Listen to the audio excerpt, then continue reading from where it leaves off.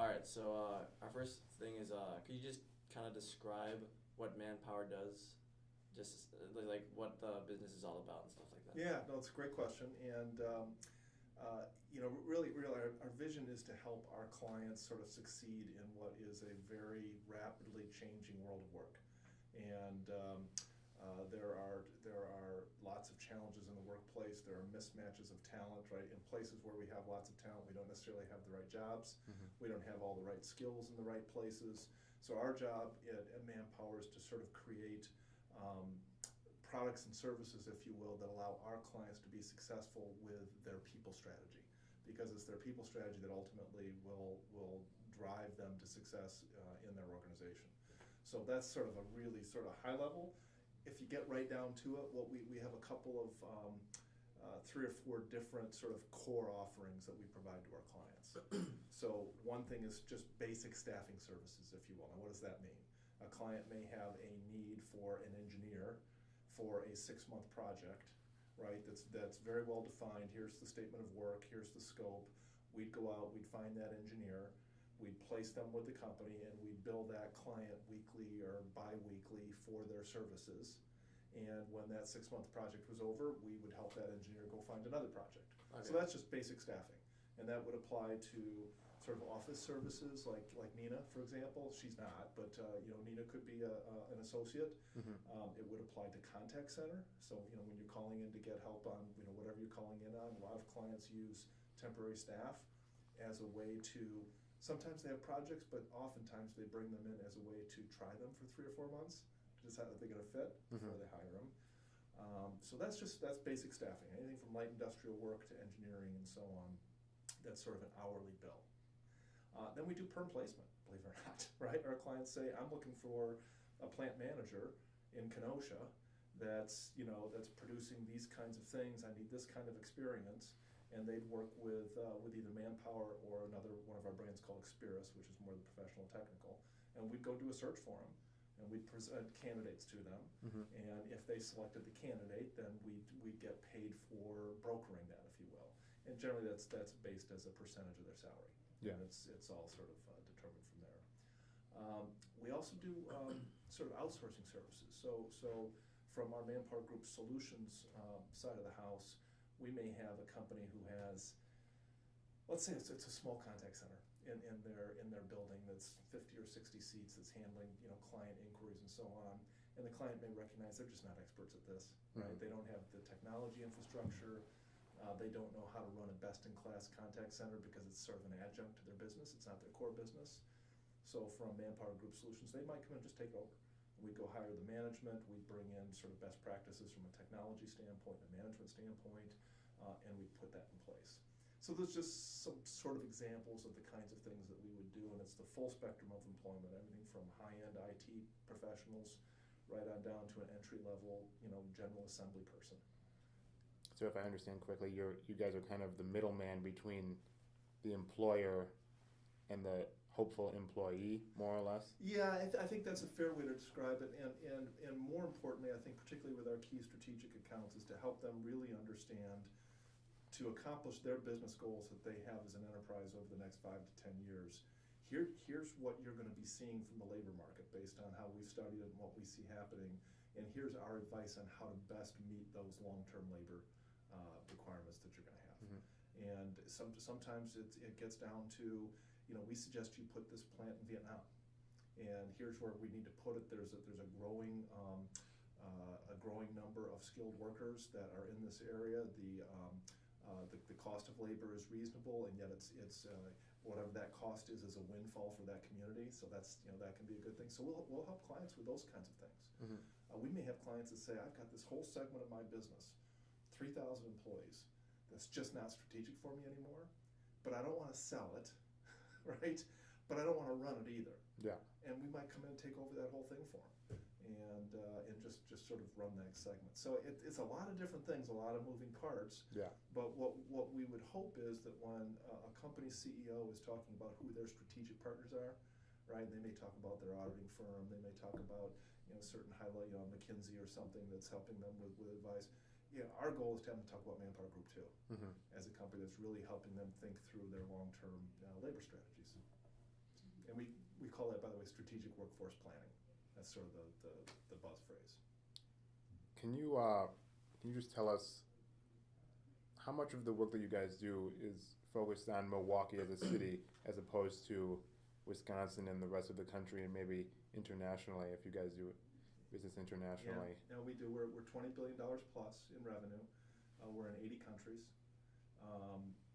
The U.S. isn't even the largest in terms of revenue. I think France is number one for us. So very much a large global enterprise. Mm-hmm. Wisconsin's a good market for us. You'd expect that, given that this is our home state. Yeah. Milwaukee itself is a good market for us. We have 3 branches in the sort of the greater area. We have one right downtown. We have one on Mayfair and Blue Mound, another in Waukegan. Not Waukegan, that's Illinois. Waukesha. Yep. And it's I won't put dollars on it because I'm not sure I can even quote what that is off the top of my head. Mm-hmm. But good market, successful. The employers in town certainly know who we are. Our business is a very competitive business. It's a very competitive business. I mean, we used to joke, and I've been in this business about 20 years now. I've been with Manpower for almost the last 2. We used to joke that all it takes is a telephone and a cousin who's willing to go to work to come into our business, right? Yeah. And it's more complicated than that in reality, but it's a very competitive space. And so our job, particularly on the staffing side, which I represent, Manpower itself is what we call commercial staffing. So commercial staffing is the light industrial, office, clerical, administrative, and so on, okay? A different brand is Experis, that's the IT, the engineering, and so on. Mm-hmm. So we have some different brands that work together, but so good markets for us. Yeah. And by the way, we interact a lot with the city itself. We get involved in there's an earn and learn program, for example, that we get involved with that is targeting city students.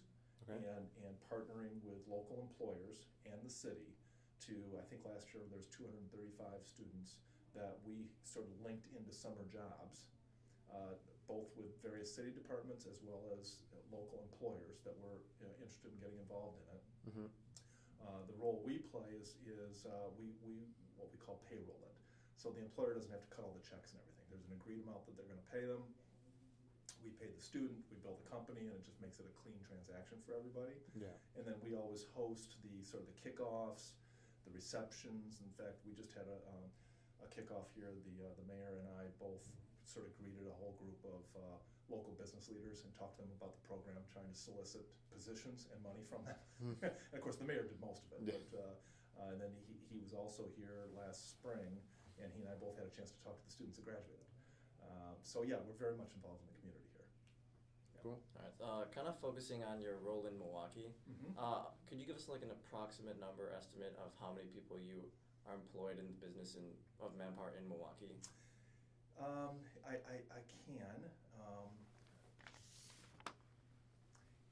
I can. I can't do that for our other brands. All right, I can't tell you what, for example, Experis. Yeah, right? yeah. So Experis has IT folks out there, engineers out there.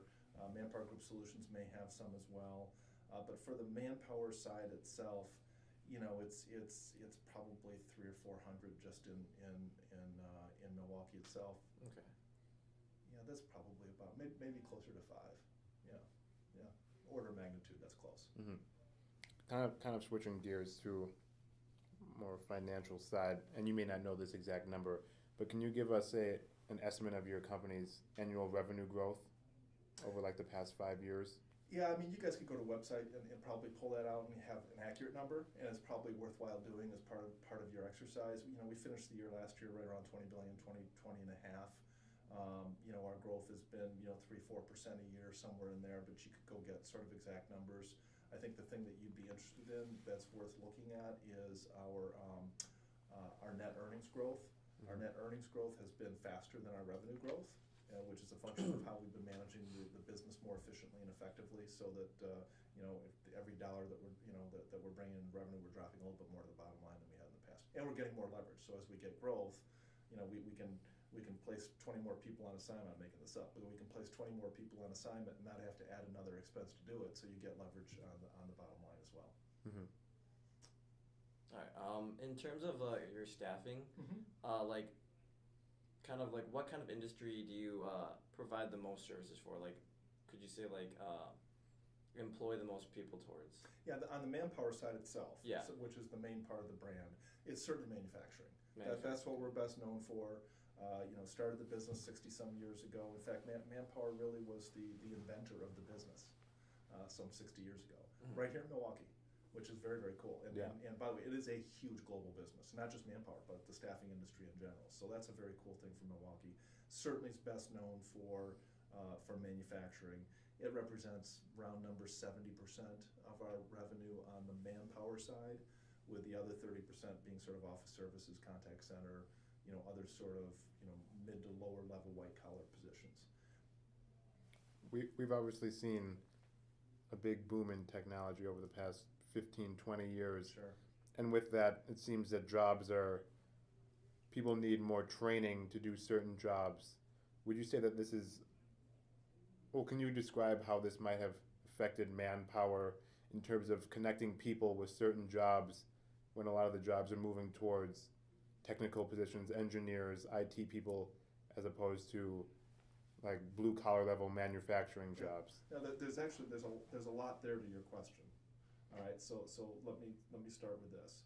We have intentionally over the last number of years invested heavily in the Expira side of our business, including strategic acquisition and so on, with exactly that in mind, that there's no question that the pace of growth in the technologies will continue to outpace other areas, and that it's critical to our long-term health that we are a significant player, particularly in the IT portion of that, in the IT staffing side. So that employees out there, potential associates for us, and employers understand we're a great place to come and get a match. And it's interesting. There's changing attitudes about work, particularly among I'm going to call it a demographic. It's not fair because there's lots of people that fit that demographic, but particularly among high-end IT people, they sort of a lot of them like the idea of a project. I'm going to work on this project for 2 years, or I'm going to go work on this project for a year. And maybe I'll have a month off and I'll go do another one. So places like Experis for us are a great place for those types of talented people to come and say, you be my broker, help me find these positions. And then they may come and do an assignment or two for us, and then they may go do a separate consulting gig someplace and then come back. So we'd be the kind of place they might leave for a while and come back to. So certainly just IT in general, it's absolutely going that direction. We're heavily invested in it, and it's a key part of our strategy. Down to manufacturing now, you raise a very good issue. And what we find is that I'm going to call it skills mismatches, which how we refer to it. And to your point, more and more of the jobs on a manufacturing floor require basic STEM skills, right? Yeah. That they have a basic understanding of how to do basic math and problem solve, and it's not just a matter of moving a widget from here to here. There's still plenty of sort of general labor jobs out there that don't necessarily require those aptitudes, but they're becoming fewer, and there's more demand for skilled, semi-skilled, and at least trained people on the manufacturing floor. Yeah. We see that. We partner with local community organizations to help them sort of drive more high school students towards that type of opportunity. For just as an example, I'm on the board of a company called GPS Education Partners, and it's a Wisconsin-based organization that happens to be here in the greater Milwaukee area, and it's worth looking up online, by the way. Very cool organization. What they have done is they've partnered with a bunch of businesses as well as Wisconsin, various schools in the state of Wisconsin, and they have a program where high school juniors and seniors can spend their last 2 years literally going to school at a manufacturing company. So there's a whole curriculum that's set up that meets all of their graduation requirements. They spend part of their day actually in curriculum. And the idea behind the curriculum is, while we may be studying algebra, we're using real-life manufacturing kinds of examples to drive the algebra, right? Now there's something in the U.S. government, everybody's got to have U.S. government. Okay, well that's probably not going to be manufacturing-based, but they still are doing it right there, right? So this is where they come, and then at the end of their school day, they go out on the floor and they work, and they get paid. And the idea is that we want to expose more and more high school students to what's available in manufacturing, because it's not just about moving a widget from here to here. there are terrific careers out there for manufacturing, and we see it as part of our responsibility, which is why I'm on this board, to help sort of drive that awareness and drive more young people to those jobs. And yeah, so I think that answers your question. Yeah. Okay. Kind of a quick question. So you said that with the technology moving at a faster pace in, say, manufacturing jobs, would you say that, because you said majority of your of Manpower is towards providing jobs for manufacturing? On the Manpower brand, yes. yes. So would you say that would start maybe shifting as like the next 20 years or something, that would start shifting to another industry? It depends on how we measure it. Okay, and so if we measure the amount of hours we're billing for, right, I expect there will still be a significant number of hours billed in the manufacturing area. And not necessarily because manufacturing may be growing or exploding in any significant way in the US or Wisconsin or Milwaukee, although Wisconsin's going to remain a strong manufacturing state. But employers are using more companies like us to keep flexibility. Right, so if you go to the Bureau of Labor Statistics and you look at what we call the temp penetration piece of data, that tells you how many of the jobs out there are temp jobs, okay, versus regular jobs. Surprisingly enough, it's just a little over 2%. Is the number, and that is at an all-time high, believe it or not, and is probably going to continue to grow. So even if total manufacturing jobs in the U.S. remain stagnant or even maybe decline a little bit, which I'm not predicting, by the way, I would expect that the growth on the staffing side will continue to be there. So that's from an hour standpoint. Okay. On a dollar standpoint, right? If we have a manufacturing employee who's making a wage of $11, and I'm just going to make up numbers here, and we're billing the employer $15, right? Because we have to pay their taxes and lots of stuff in there. It's not all profit. There's a very small amount of profit in there. So that's $15 an hour. But if we're placing an IT person that maybe we're paying $80 an hour, you can imagine what the bill rate looks like. Yeah. And so you need a lot few of those hours for that revenue to grow. So I think the revenue will continue to grow really nicely on the professional side, but not necessarily because lots and lots and lots of more hours, right? Yeah. But I think the hours on the manufacturing side will hold steady and probably grow there too. Okay. Yeah. We've talked to a few other people who are in the manufacturing business. Yeah. Harley Davidson, Master Lock, Good companies places, like those. Yeah. And they've mentioned to us that Milwaukee as a whole is kind of a hard place for manufacturing and things, maybe tax-wise, other reasons, and that it's ostensible that manufacturing jobs may be leaving Milwaukee in some time in the future. Do you have any thoughts on this at all? Yeah, this is a challenge in cities in general. All right, so it's not really about Milwaukee, and yet it's true for Milwaukee. Okay. First and foremost, if you're going to place manufacturing here, you want to know that you have access to a workforce that is trainable and is hardworking and understands just has sort of just at least basic skills, yeah. Right? And so I think the answer is that that's available here in Milwaukee. Okay, and then you have general business climate issues that maybe the other folks were addressing. For us, that's a zero issue, right? Because Milwaukee is just one of hundreds of cities we're in. We're going to be here no matter what. Yeah. All right. It's an issue for us only in the sense that if it becomes an issue for our clients in Milwaukee, then that's an issue for us in Milwaukee. But it's not a big business deal for us. But I would imagine if you talk to particularly manufacturing clients, they start thinking about. Is it better for me not to be in the city? Is it better for me to put manufacturing up near Sheboygan or go up into the Fox Valley, into those areas where where there may be a friendlier tax environment and so on? I'm not really an expert to speak on that though, but I think generally speaking there's truth to it. Okay. We've kind of discussed this with other larger businesses as well. How would you say that your company has been affected by the late recession that has occurred? Great question. The strategy that Manpower Group utilized that was different than some of the other staffing companies is we sort of wrote it out with our expense structure.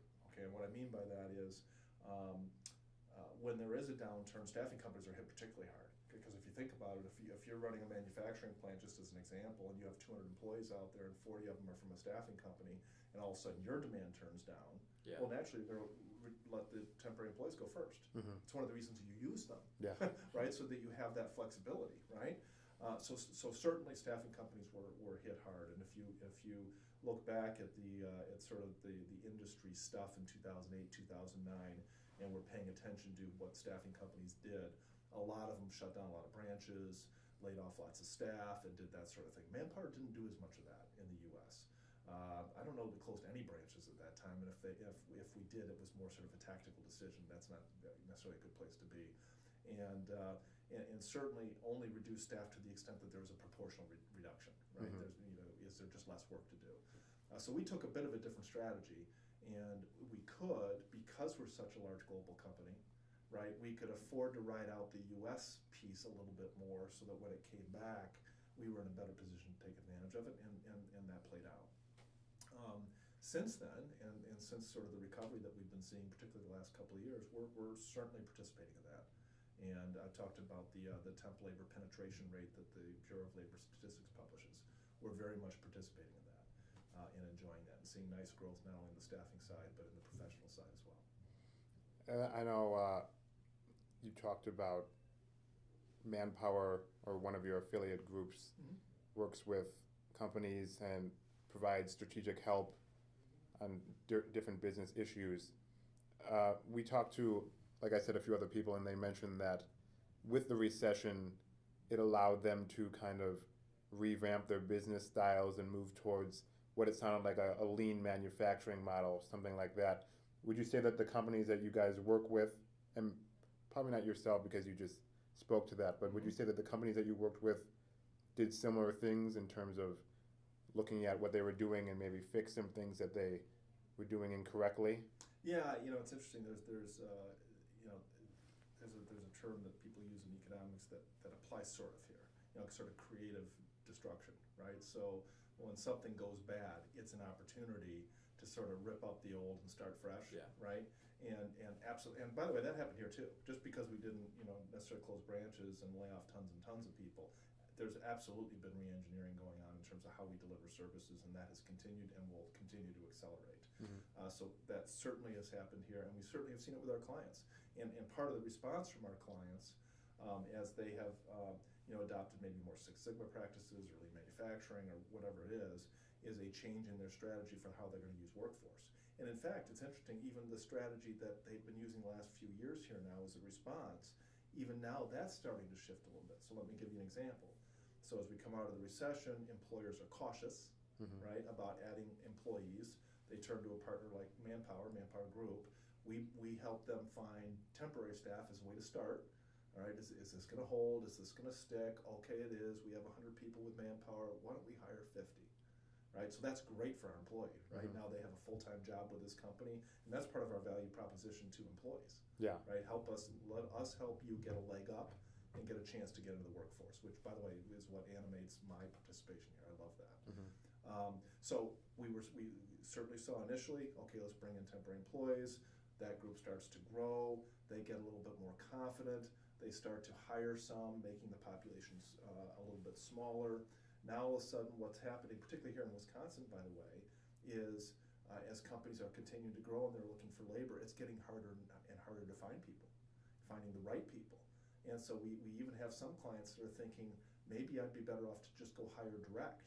Maybe this employee, maybe the good employee, right, the one that has 2 or 3 choices, is more likely to come to me if I hire direct as opposed to a staffing company. Mm-hmm. So we're seeing some of that come full circle. Now what we'll do is we'll help them find the best employee and do a permanent placement for them, right, and get a fee for that. Mm-hmm. And so we encourage that. So yeah, it's been very interesting to watch this progression. And now more and more companies are bringing people on full time, and that's healthy for everybody. All right. Kind of going to our final few questions.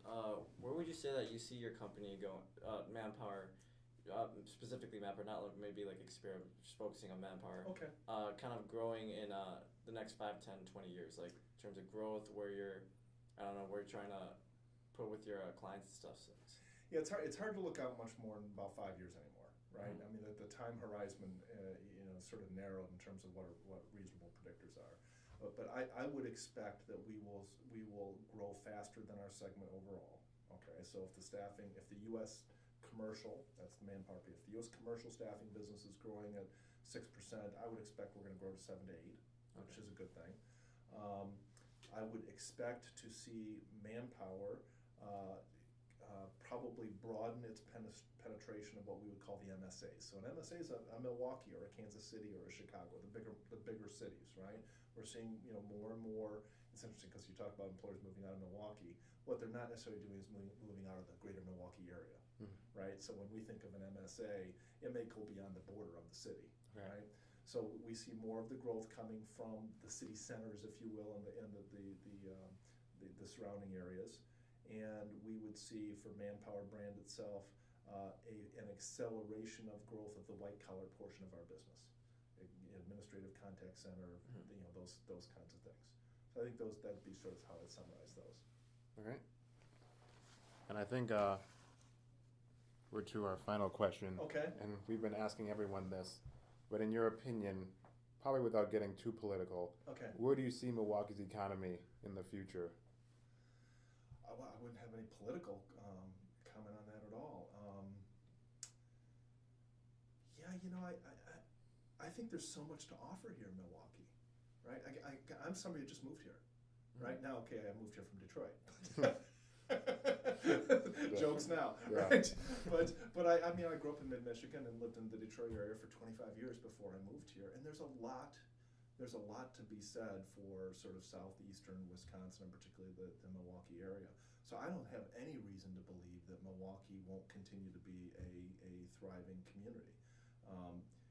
Milwaukee has a lot of the same challenges as a lot of big cities, right? And you start with NPS, and no political commentary at all. The data is the data, right? And it's a bit of a disaster. And I don't know what the answer is to that. I don't pretend to know the answer to it. But that's a challenge. And that's the same challenge that they're having in Chicago. It's the same challenge they're having in Detroit. So nothing unusual about that at all. But to the extent that they can continue to make good progress there, I think there's a lot to offer here in Milwaukee, and I would expect Milwaukee will be a good place for employment and for people to want to live and raise their families. Now it's cold here, Yeah. right? Yeah. But that's okay. Yeah.